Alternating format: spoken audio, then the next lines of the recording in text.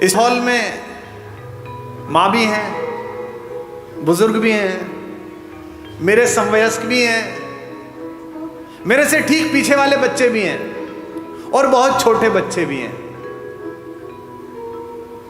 इसलिए बहुत जरूरी है कि राम की कहानी में परिवार का क्या महत्व है, राम की कहानी में इस संस्कार का क्या महत्व है, इस पर मैं चर्चा करूं। क्योंकि राम की कहानी इसी सामंजस्य की कहानी है, इसी एकात्मकता की कहानी है। जिस भी आंगन में बुजुर्गों का पेड़ अभी तक खड़ा हुआ है, पृथ्वी पर उससे ज्यादा आनंदित कोई परिवार नहीं है, उससे बढ़िया परिवार कोई।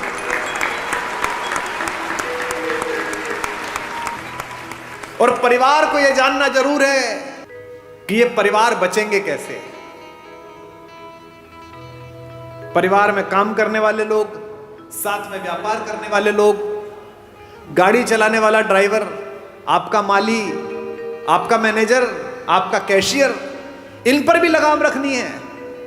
क्योंकि अगली पंक्ति पर आप शायद सहमत होंगे तो मैं अपना वाचन, अपनी बात शुरू करूंगा। बहुत आवश्यक है कि इन पर भी लगाम हो, इन पर भी दृष्टि हो। क्योंकि राम की कहानी यही बताती है कि किसी एक महल में एक मंथरा निकल जाए तो कितना दुख पैदा हो सकता है, और किसी घर में एक राम निकल जाए तो कितना सुख पैदा हो सकता है।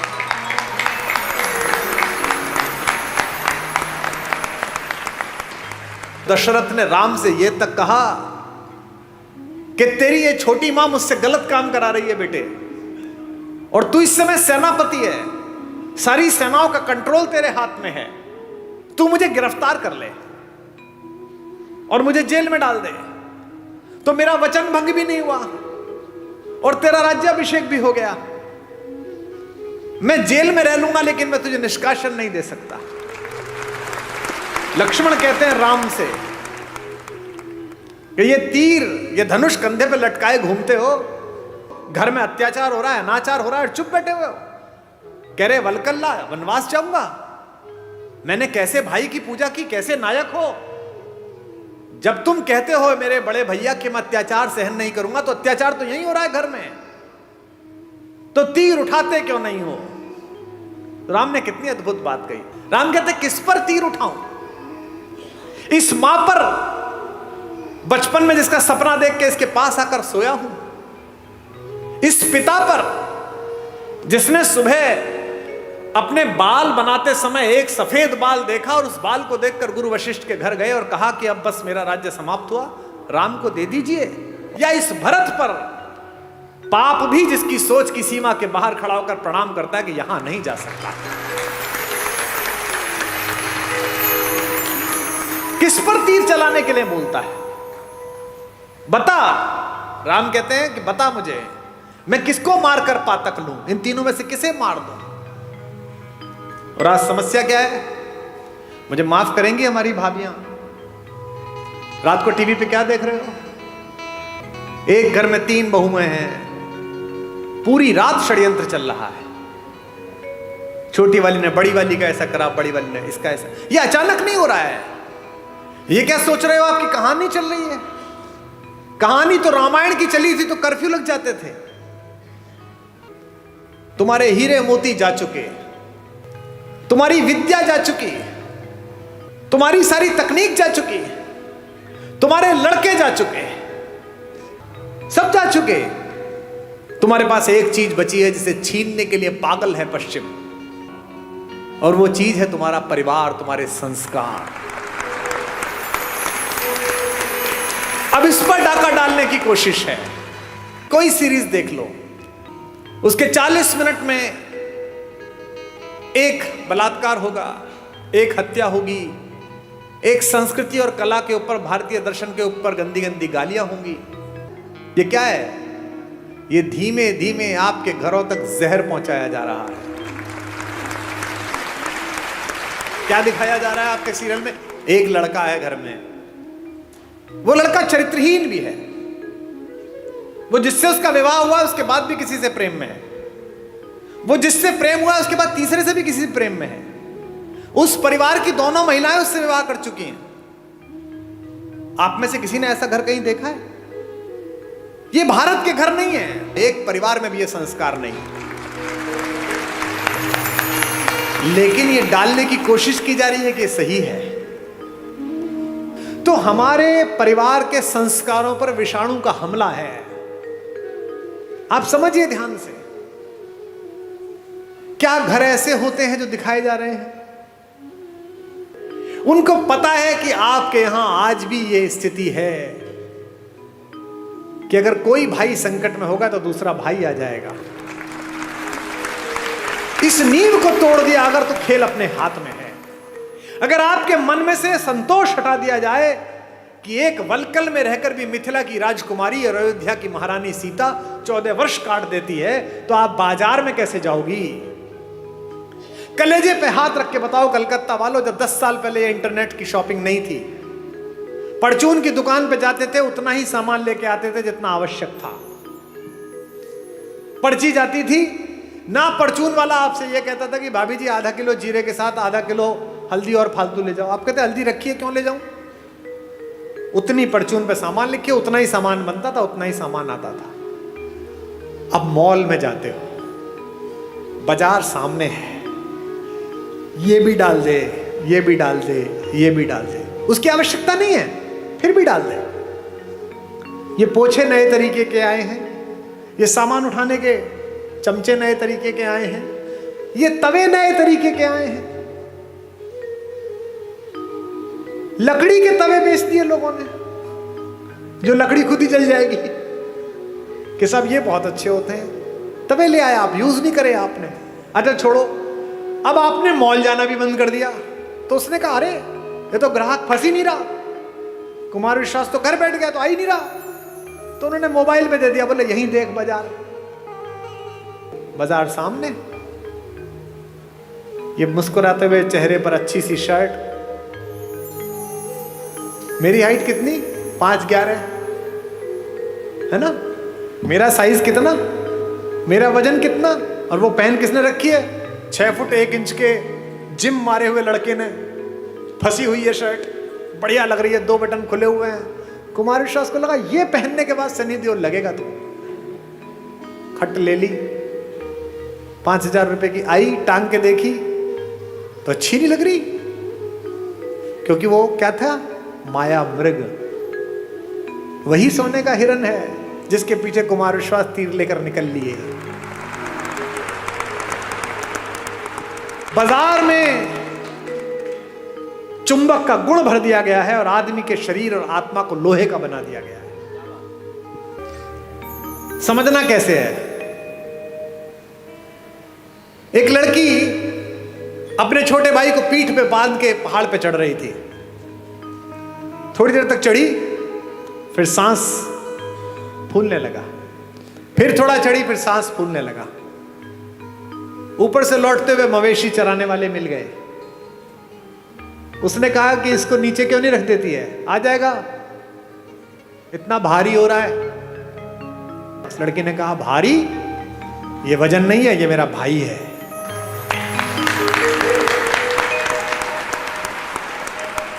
एक व्यापारी सोने की अशर्फियां पीठ पर बांधे हुए पहाड़ पर चढ़ रहा था। उसी पहाड़ पर सोने की अशर्फियां भारी थी, चढ़ने लगा, सांस फूलने लगा, और चढ़ा, सांस फूलने लगा। एक जगह ऐसी आ गई कि या तो इसे फेंकना पड़ेगा या कुछ करना पड़ेगा। ऊपर से वही गडरिया वापस लौट रहे थे। उन्होंने उस सेठ से कहा कि ये जो पीठ पे बांध रखा है, इसे छोड़ क्यों नहीं देता, जान बच जाएगी, ऊपर पहुंच जाएगा। सेठ ने कहा छोड़ कैसे दूं, मेरा भाई थोड़ी है, ये तो पैसे हैं। अब आपको तय करना है कि आपको वो वाली बहन बनना है, वो सेठ वाला भाई बनना है। एक राम है जो जंगल में घूमते हुए सुग्रीव को भी भाई बना लेते हैं, हनुमान को भी कहते हैं तुम मोहि प्रिय ही भरत सम भाई। और एक रावण है जो अपने सगे भाई विभीषण को भी लात मार के बाहर भगा देता है। इस कहानी में केवल यही सीखते चलना, इसके पास क्या था, इसके पास क्या था, अपनी तुलना करना, फिर देखना रावण की तरफ खड़े हो कि राम की तरफ खड़े हो। और कितने भी बुद्धिमान हो, कितने भी अकलमंद हो, रावण से अकलमंद नहीं हो सकते। उसके 10 सिर थे। 10 सिर का मतलब सिर लगे हुए नहीं थे, 10 लोगों के बराबर की IQ थी। आपके घरों में कई बहुएं होती है ना, जिनके बारे में सास कहती हैं कि इसके 4 हाथ हैं, इधर चाय रखती है, इधर सब्जी काटती है, इधर ये करती है। और कई बहुएं ऐसी होती है 2 हाथ होने के बाद भी एक भी नहीं होता। अलग अलग तरह की होती हैं। 4 हाथ का मतलब 4 हाथ थोड़ी है, 4 हाथ का मतलब खटाखट काम करती है, ऐसी बहू होती है। तो रावण के 10 सिर ऐसे नहीं थे कि लगे हुए थे जो उन्होंने रामलीला में दिखा दिए। रावण के पास 10 लोगों की आईक्यू थी। वो पुलस्त मुनि का नाती था। संस्कृत का और आयुर्वेद का और विमान शास्त्र का और रसायन विज्ञान का अद्भुत विद्यार्थी था। भगवान शंकर जिसके गुरु हों, जिसने शिव तांडव स्तोत्र जैसी बड़ी रचना को लिखा हो, वो उसको घर में घुस के एक तपस्वी ने मार दिया। क्यों? क्योंकि प्रवृत्ति की बात थी, प्राप्त और पर्याप्त के बीच का अंतर था। राम को त्रैलोक्य में सौंदर्य के पहले 5-10 नाम में आने वाली रावण की अनिद्य सुंदरी बहन सूपनखा प्रस्ताव देती है कि जंगल है, कौन देखेगा, मुझसे प्रेम कर ले, विवाह कर ले, और ये तो वैसे भी बिना मां बाप के तेरे साथ आई है, तो सब निभा लेगी। राम कहते हैं माता मेरा विवाह हो चुका। लक्ष्मण से कहती है, लक्ष्मण भी यही करते हैं। गुस्से में सीता को हानि पहुंचाने की कोशिश करती है और ऐसे में अस्त्र उठता है और उसकी नाक पर चोट लग जाती है, जो रावण के गुस्से का कारण बनी है। ये राम है जो जंगल में भी मिले हुए इस अश्लील, अशालीन, असंस्कारी, अपारिवारिक अवसर को ठुकरा देते हैं। और एक रावण है जो पंचकन्याओं में पूजित माता मंदोदरी का पति होने के बावजूद भी सिर्फ इतना सुनकर कि जंगल में 2 लोग घूम रहे हैं, उनकी बीवी बहुत अच्छी है, उसके पीछे लग जाता है। इसीलिए उसके कुल वंश का नाश होता है, सारी पीढ़ियां ध्वस्त हो जाती हैं, सब लोग समाप्त हो जाते हैं। मैं केवल ये सोचता हूं कि अगर मेरे बोलने से 10 लोग, 20 लोग, 50 लोग, 100 लोग भी गुणात्मक परिवर्तन जीवन में हो जाए तो बढ़िया बात हो जाएगी। एक सज्जन ने मुझे चिट्ठी लिख कर दी, ऐसे ही जैसे ये चिट्ठी आई है कि साहब वो मैं कल आया था, आपने राम और भरत के प्रेम के विषय में बताया, और मेरे सगे भाई साहब जो हैं वह हिम्मतनगर गुजरात में रहते हैं, और मेरा उनसे 25-30 साल से संपत्ति विवाद चल रहा है। ना मैं उनके बच्चों की शादी में गया, ना वो मेरे शादी में आए, पर कल रात सुन के मैं बहुत रोया। अब कल जब आपका कार्यक्रम समाप्त हो जाएगा तो मैंने दोनों बेटों को, बहुओं को लेकर मैं जा रहा हूं हिम्मतनगर, और संपत्ति के और अदालत के सारे कागज लेकर उनके चरणों में रख दूंगा और कह दूंगा भैया जो आप जाने करिए, बस मुझे माफ कर दीजिए, मुझे चरणों में स्थान दीजिए। मुझे लगता है कि यही आपका पारिश्रमिक है, यही आपका प्रतिफल है। जिस समय आप दूसरे में ईश्वर देखना प्रारंभ कर देंगे, उस समय ईर्ष्या, कुंठा, बेईमानी, दुष्टताएं सबका विलोप हो जाएगा। और ये पृथ्वी इसीलिए बची हुई है अभी तक भी कि इसमें अच्छे लोगों का प्रतिशत ज्यादा है, बुरे लोगों का प्रतिशत कम है।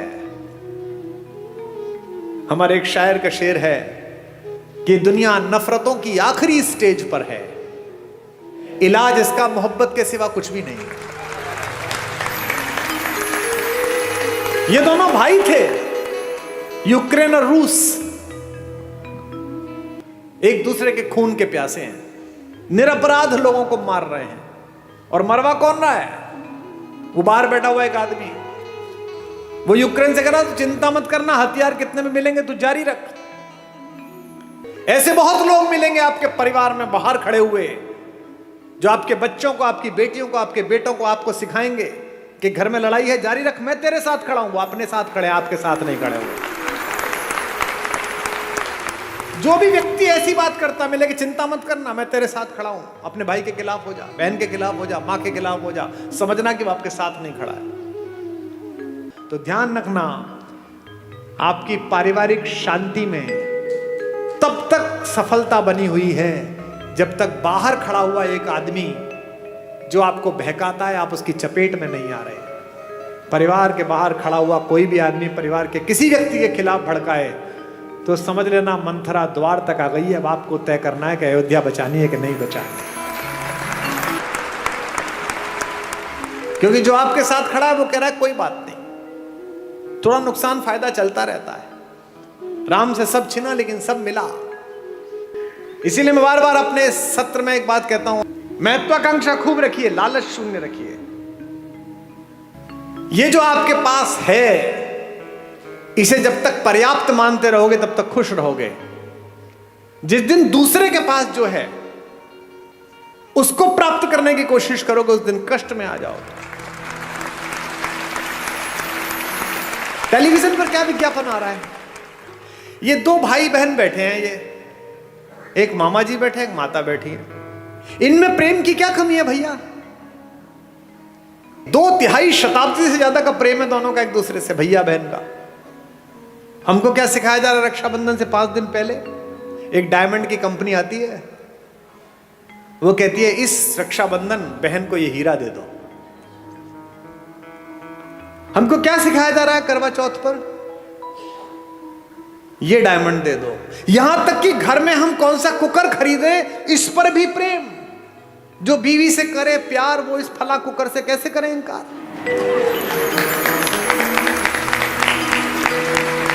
यानी जिनके घर में वो कुकर नहीं आता, वो अपनी पत्नी से प्रेम नहीं करते। मेरे घर में शुरू में कुकर नहीं था, तो मेरे पिता ने मेरी मां से प्रेम नहीं किया। कैसी मूर्खतापूर्ण बात है। साधनों से अगर प्रेम होता, अगर साधन प्रेम का प्रतीक होते, तो राम पिछड़ जाते, रावण जीत जाता। मुझसे लोग कहते हैं आगरे में एक सफेद रंग की बिल्डिंग दिखाकर कि ये प्रेम का प्रतीक है। इसे प्रेम का प्रतीक बताते हो? ये प्रेम का प्रतीक है? अरे प्रेम का सबसे बड़ा प्रतीक तो समुद्र के नीचे इकट्ठे हुए वो पत्थर है जिन पर मेरा राम चल कर गया।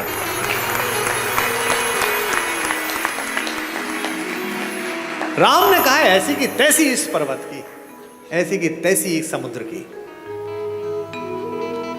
अगर मेरी प्रेमिका मेरी पत्नी के बीच में कोई आया है तो 7 समंदर पार छुपाओ, उसके घर में जाके मारूंगा।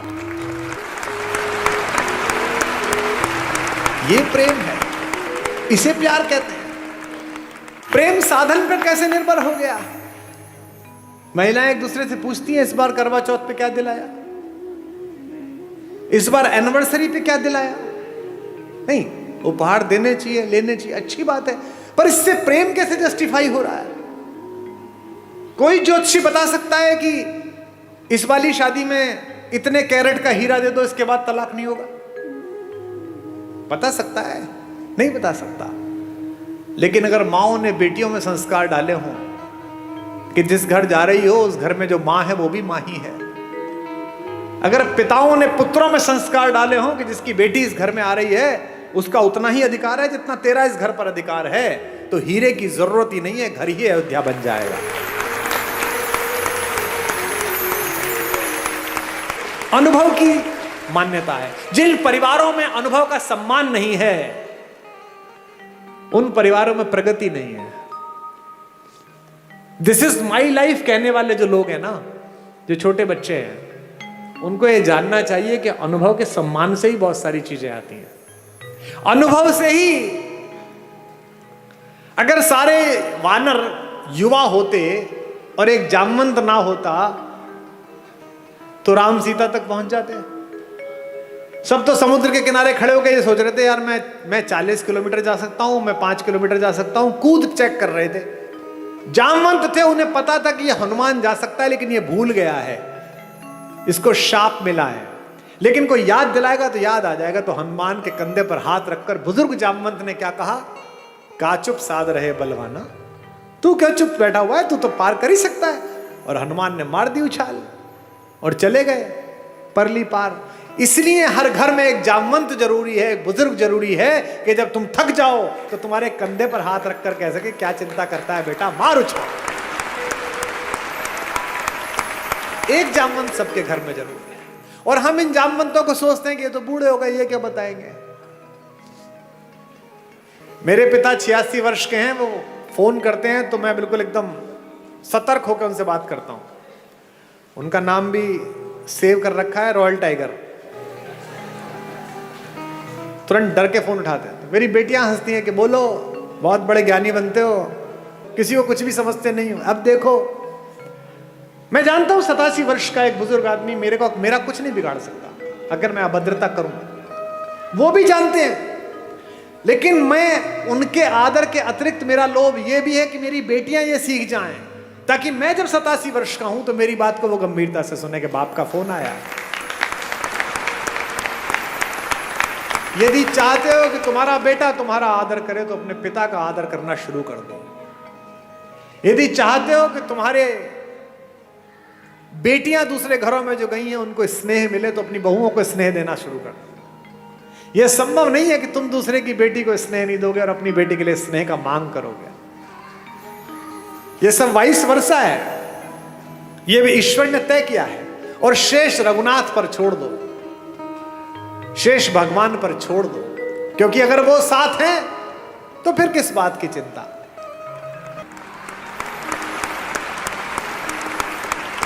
जब विश्वामित्र लेकर गए जनकपुरी में तो धनुष तोड़ दिया। धनुष तोड़ने के बाद जनक ने कहा कि विवाह कर लो। तो राम ने कहा कि विवाह नहीं कर पाऊंगा। बोले क्यों? बोले पिता से आज्ञा ही नहीं ली। तो विश्वामित्र ने कहा कि तुम्हारे खानदान में तो 3-4 शादियां होती हैं, एक शादी यहां कर लो, अगली शादी पिताजी के कहने से कर लेना। इस परिवार में राम पहले व्यक्ति है, इसीलिए मर्यादा पुरुषोत्तम है। उन्होंने ये मर्यादा दी। उन्होंने कहा अपने भाई से लक्ष्मण से रात्रि में कि लक्ष्मण, मैं विवाह करूंगा तो एक करूंगा, क्योंकि मैं तो था नहीं, लेकिन एक क्षत्र इस अंतःपुर पर, इस रनिवास पर राज करती हुई मेरी मां कौशल्या के सामने जब दूसरी मां आई होंगी तो निश्चित रूप से मां को थोड़ा कष्ट तो हुआ होगा, और इन दोनों माओं के सम्मुख जब तीसरी मां आई होगी तो इन दोनों माओं को कष्ट हुआ होगा। तो आज के बाद से मैं मर्यादा स्थापित करूंगा कि विवाह करूंगा तो एक करूंगा। लक्ष्मण कहते हैं अपना धनुष उनके चरणों में रखकर कि भैया अगर आप ये मर्यादा पालन करते हैं तो मैं भी आज एक प्रण लेता हूं कि चाहे कुछ हो जाए मैं आपके चरणों को छोड़कर कहीं नहीं जाऊंगा, मैं आपकी परछाई की तरह आपके पीछे पीछे चलूंगा। उर्मिला है जो पति के साथ नहीं गई है, रह गई है। मांडवी है, रात में जिस दिन भरत लौट आए हैं, पूरा घर लौट के थक के सो रहा है, कौशल्या को नींद नहीं आ रही, क्योंकि जिस बेटे से इतना प्यार करती है उसे जंगल में देखकर लौटी है। और जंगल में भी कैसा देखा है, पैर में इतनी इतनी बड़ी बिवाई है, जिन केशों से कंधा ढका रहता था, जो जुल्फें उड़ती रहती थी, वो केश लटिया गए हैं। उस जटा को बांध के जूड़ा बना लिया है राम ने। पूरा शरीर टैन हो गया है, जल गया है, चेहरे पर तेजस्विता है, लेकिन क्या है, 24 घंटे कंधे पर धनुष रखना पड़ता है लक्ष्मण को और राम को, तो यहां मूंज के निशान पड़ गए हैं राम के कंधे पर। बेटे को इस सांसारिक कष्ट में देखकर बेचैन है कौशल्या, सो नहीं पा रही हैं, क्योंकि माएं ही हैं जो एक कष्ट पहचान लेती हैं। गूगल आर्टिफिशियल इंटेलिजेंस बना रहा है, आईफोन आजकल आपकी बात समझ लेता है। एक चीज पसंद कर दो, कोई साड़ी, कोई टेबल, कोई फोन, 71 विज्ञापन आ जाते हैं। किसी शहर में कमरा ढूंढ लो, 50 विज्ञापन आ जाते हैं। किसी दोस्त को लिख के भेज दो कि okay I am coming, just prepare a wonderful coffee, तो जिस शहर में उतरो कॉफी का ऐड आ जाता है कि बगल में है, पी ले जाके। इसे आर्टिफिशियल इंटेलिजेंस कहते हैं। दुनिया का सबसे बड़ा आर्टिफिशियल इंटेलिजेंस मां में बनाया गया है। आप खाना खाने बैठते हैं, आप कुछ बोलते नहीं हैं, पहला कौर अंदर जाता है मुंह में, और मां नमक की शीशी आगे कर देती है देख के कि नमक शायद कम पड़ा है, इसे पसंद नहीं है। इसे आर्टिफिशियल इंटेलिजेंस। तो कौशल्या जगी हुई है। कौशल्या देखती है कि ऊपर रनिवास में कोई लड़की घूम रही है। कहती कौन है इस समय जो हमारे एनक्रोचमेंट में हमारी जगह पर घूम रही है, दासी तो हो नहीं सकती। ऊपर जाती है तो देखती है मांडवी घूम रही है, भरत की पत्नी। मांडवी पैर छूती है, मां आप सोई नहीं? तो कहती है बेटा नींद नहीं आई। तू क्यों जागी हुई है? भरत के पास जा। मांडवी कहती है कि मां शायद आपको पता नहीं, आप कक्ष में थी, वो तो यहां नहीं है। कहां गया? उन्होंने कहा कि जब तक राम जंगल में रहेंगे मैं राजधानी में नहीं रहूंगा, मैं अयोध्या के ठीक बाहर नंदीग्राम में कुटिया बना के रहूंगा। राम नीचे सोते हैं, मैं नीचे सोऊंगा। वो वलकल पहनते हैं, मैं वलकल पहनूंगा। वो चप्पल नहीं पहनते, मैं चप्पल नहीं पहनूंगा, वहीं से मैं अयोध्या चलाऊंगा। कहां?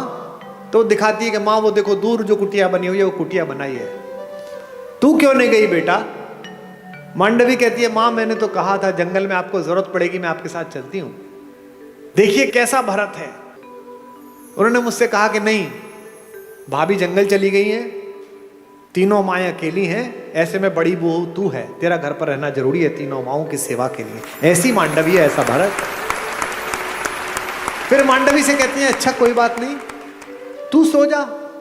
बोले नहीं, अभी माँ उनकी झोपड़ी में दीपक जल रहा है, यानी वो काम कर रहे हैं, जब तक वो जागेंगे तब तक तो मुझे जागना पड़ेगा। लोग हमसे कहते हैं कि ये वुमेन एम्पावरमेंट के खिलाफ है। तुमसे कभी कोई कहता मिले कि हिंदुस्तान वुमेन एम्पावरमेंट के खिलाफ था तो इन्हें सदा बताना। आज से 1000 साल पुरानी कोई मूर्ति निकाल के ले आओ हिंदू देवी देवताओं की, सब में उनकी पत्नियां उनके बगल में खड़ी हुई हैं। ऐसा कोई देवता नहीं मिलेगा जो अपनी पत्नी के बिना खड़ा। हिंदुस्तान के देवताओं के नाम क्या है? भारत के देवताओं के क्या नाम है? सीता राम। कभी सुना राम सीता? आपने कभी सुना राम सीता का मंदिर है? सीताराम का मंदिर है। आगे राधा कृष्ण। आपने सुना वृंदावन में कृष्ण राधा का मंदिर? नहीं, राधा कृष्ण। हमारे सारे देवी देवताओं में पहले पत्नी का नाम है नमः पार्वती पतये। पार्वती पति को प्रणाम है। हमारे यहां पहले देवियों के स्थान है, बाद में देवता आते हैं। दुनिया की पहली जज भारत की महिला हुई। जब आद्य शंकराचार्य ने आचार्य मंडन मिश्र के साथ शास्त्रार्थ किया तो यह तय हुआ कि एक जज बिठाया जाए। जज कौन बैठे? तो मंडन मिश्र की पत्नी देवी भारती बैठी, जो कहते हैं वुमेन एम्पावरमेंट। और ये जो घूंघट है ये भी भारत में नहीं था। ये तो जब इन्वेजन आया तब उन आतंकवादियों से बचाने के लिए कहा गया महिलाएं घूंघट कर लें ताकि ये लूटमार ना कर पाए ज्यादा। आपने आज तक भी पार्वती जी, सीता जी कभी आपने घूंघट में देखी? 1000 साल 1500 साल पुरानी मूर्तियां ले आओ, सामान्य रूप से एक साड़ी पहन रखी है, कंचुकी पहन रखा है, नीचे पहन रखा है और आभूषण पहन रखे और हमारी माता तैयार है। दुनिया की सबसे शक्तिशाली महिला अवधारणा हमारे यहां। रावण अपने महल में आकर बहुत रोता है, जोर जोर से रोता है। मंदोदरी ने पूछा कि क्यों रोते हो? अब तो उठा लाए उसे। बोले उठाकर भी बेकार, वो मुझसे प्रेम की दृष्टि ही नहीं डालती मुझे। पत्नियां कैसी भी हो पति का दुख नहीं सह पाती, और मंदोदरी तो पंचकन्याओं में से एक पूजित है हमारी माता। माता मंदोदरी ने कहा कि अच्छा बात तो दुष्टतापूर्ण है, पर तुम्हें कष्ट ना हो इसके लिए तुम्हें एक सलाह दे रही हूं। तुम तो मायावी हो, एक काम करो, कल राम का रूप बना के उसके सामने जाना, वो राम समझ के तुम्हें प्रेम कर लेगी। इस पर रावण और फूट फूट कर रोने लगा। उसने कहा अब क्या हुआ? बोले ये प्रयास 4-5 बार कर चुका हूं, पर जैसे ही राम का रूप धारण करता हूं मुझे तुम्हारे अतिरिक्त दुनिया की प्रत्येक स्त्री अपनी बहन दिखाई देने लगती है, अपनी मां दिखाई देती है। तो राम कैसे नजर आते हैं अगर आपकी दृष्टि में उतरते हैं? उनके चरणों में ही सुख के चारों धाम नजर आते हैं। उनके चरणों में ही सुख के चारों धाम नजर आते हैं। भावनाओं के और भक्ति के सब आयाम नजर आते हैं। भावनाओं के और भक्ति के सब आयाम नजर आते हैं। मन के चित्रकूट से लेकर आशाओं की अवधपुरी तक, मन के चित्रकूट से लेकर आशाओं की अवधपुरी तक, जिधर नजर जाती है मुझको, जिधर नजर जाती है मुझको, केवल राम नजर आते हैं। जिधर नजर जाती है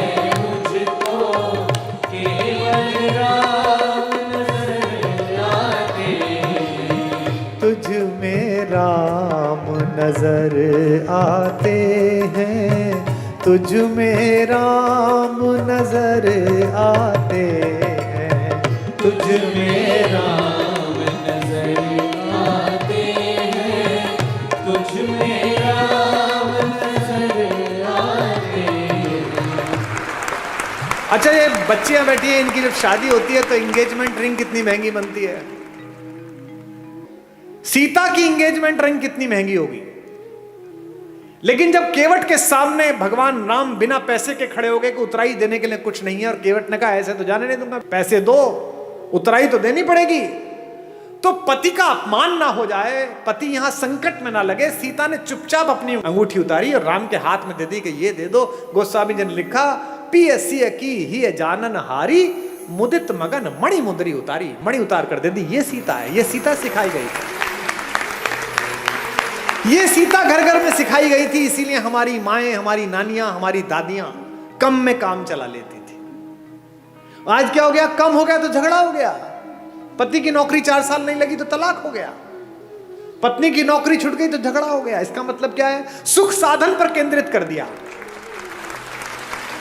और यहां बैठे हुए धनी लोगों, सुख साधन में है ही नहीं। तुम्हारे ऑफिस में जो 15,000 रुपए में बाहर खड़े होकर सफाई करता है लड़का, जो तुम्हारी गाड़ी पर पोछा मारता है, किसी दिन कलकत्ता में आसमान में हल्की बारिश होती है, साइकिल से वापस जाता हुआ बाजार से पाव भर बेसन खरीदता है, पाव भर प्याज खरीदता है, आलू खरीदता है, एक छोटी सी बोतल में 200 मिलीलीटर तेल सरसों का लेता है, और पत्नी से कहता है मौसम बहुत अच्छा रहा, पकौड़े बना ले। वो स्टोव पे पकौड़े बनाती है, दोनों बाहर बैठकर खाते हैं, और शाम को सोते हुए कहता है यार क्या शाम बीती है, भगवान का धन्यवाद, क्या अच्छा मौसम है, क्या बढ़िया हो।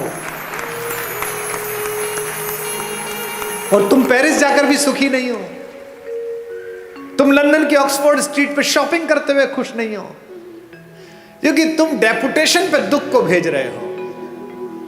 दुख हो गया है, थोड़ी मार्केटिंग कर लूं शायद कम हो जाएगा, दुख हो गया है, थोड़ा मेकअप करके एक सेल्फी ले लूं शायद कम हो जाएगा। ये जो फेसबुक पर, ट्विटर पर, इंस्टाग्राम पर बहुत हंसते मुस्कुराते चेहरे हैं, इनमें से अधिकांश की जड़ें खोखली हैं। इसीलिए ये आत्महत्या करते हैं, इसीलिए ड्रग्स में गए हैं, इसीलिए शराब में गए हैं। ये राम की कहानी आपकी जड़ों की आत्मा में यूरिया का काम करती है, आध्यात्मिकता का। ये आपको मजबूत करती है, एक भाई की तरह, एक पति की तरह, एक पुत्र की तरह, एक नागरिक की तरह, भाई भाई के संबंध, भाई बहन के संबंध। अब 2 बहनें हैं इसमें, इस कहानी में। भाई बहन का संबंध ठीक ना हो तो गड़बड़ हो सकती है। एक बहन है शूर्पणखा, जिसको अपने बदले की चिंता है, भाई के नाश हो जाने की चिंता नहीं है। मेरा बदला पूरा हो जाए बस। वो ये नहीं कहती कि मेरा अपमान किया, वो ये नहीं कहती कि मैंने नीचतापूर्ण व्यवहार किया, वो कहती है कि मैंने बताया मैं तुम्हारी बहन हूं, इसके बाद मेरा अपमान कर दिया। और उसकी तो बीवी बहुत सुंदर है, वो जंगल में क्या कर रही है, वो तो भैया आपके पास होनी चाहिए। ऐसी बहन देखी है कोई जो अपनी भाभी के रहते बाहर की किसी औरत का वर्णन करे कि इससे अपना लो? इसका मतलब वो बहन ही दुष्ट है, उसने अपने भाई का नाश करा दिया। एक सीता है, सीता का भी एक भाई है, आपको पता है? जब अशोक वाटिका में माता बैठी हुई है तो रावण आता है उनसे मिलने, रोज आता है, कहता है मेरा प्रणय प्रस्ताव स्वीकार कर ले। क्या उस तपस्वी के पीछे पड़ी रहेगी, वो तो जंगली है, मैं मार दूंगा उसे, खत्म हो जाएगा, वो कुछ नहीं कर पाएगा, तुझे ले नहीं जाएगा। माता पूरी सात्विकता के साथ बैठी है। एक दिन कहता है कि देख मेरी बात मान ले, अन्यथा मैं बलपूर्वक तुझे उठा लूंगा यहां से। तो वो जिस चटाई पर बैठी हैं, उस चटाई का एक तिनका तोड़ती हैं और तिनका तोड़कर अपने रावण के बीच रख देती हैं और कहती हैं कि तू कैसी मूर्खतापूर्ण बात करता है रे, कि तू मुझे छू लेगा? ये तिनका रखा है, इसे पार करके दिखा दे, तेरे में औकात है तो। एक वैज्ञानिक सोच वाली युवती ने मुझसे पूछा कि क्या कुमार विश्वास जी, आप भी कैसी पोंगा पंडितों वाली मूर्खतापूर्ण बातों की समर्थन करते हो? जो कैलाश पर्वत को उठा लेता हो तो तिनका नहीं उठा पाएगा।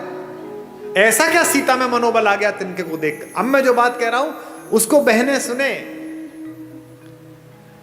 एक लड़की अपने पति के साथ भी इतना सुरक्षित अनुभव नहीं करती इतना भाई के साथ करती है। क्यों? सीता भूमि से पैदा हुई है। सीता का नाम है भूमिजा और तिनका भूमि से पैदा हुआ है। संस्कृत में उसे कहते हैं भूमिज। वो तिनका नहीं है, वो सीता का भाई है। सीता कहती है मेरे इस भाई से निपट ले, पति से तो बाद में निपटना, वो तो बाद में आ जाएगा, पहले इस भाई से निपट।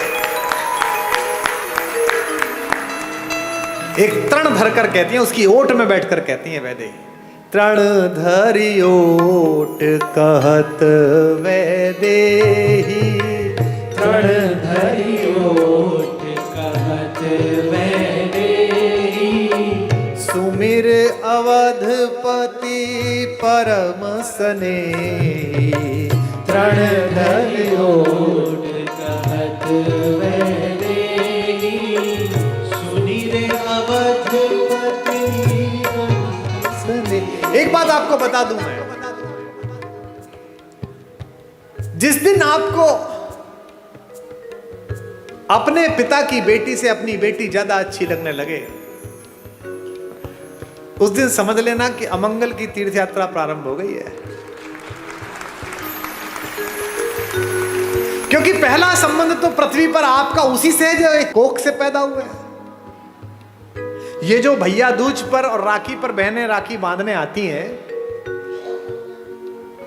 हम क्या समझते हैं कि ये एक त्योहार मनाने आती है? नहीं, ये उस भाई में अपने माता पिता का मंगल ढूंढती हैं। ये जानती है कि मेरा भाई ठीक रहा तो मेरे माँ बाप का बुढ़ापा ठीक कटेगा, ये समृद्ध रहा, ये शक्तिशाली रहा तो अच्छा हो जाएगा, और उसी के आशीर्वाद से तुम्हारा स्वास्थ्य चलता है। इसीलिए उस तिनके की ओट पर बैठी हुई सीता जानती है कि जब तक ये तिनका है, जब तक ये मेरा भाई है, चाहे कैसा भी हो, तिनके से ज्यादा गरीब बेचारा कौन होगा? तिनका तो बहुत ही गरीब भाई है, लेकिन फिर भी वो जानती है कि ये रक्षा करेगा। इसलिए इस पूरे पारिवारिक प्रतिष्ठान में, राम कथा में एक एक प्रतीक शास्त्र ऐसा है जो आपको आपके पारिवारिक मूल्यों के साथ जिंदा रख सकता है।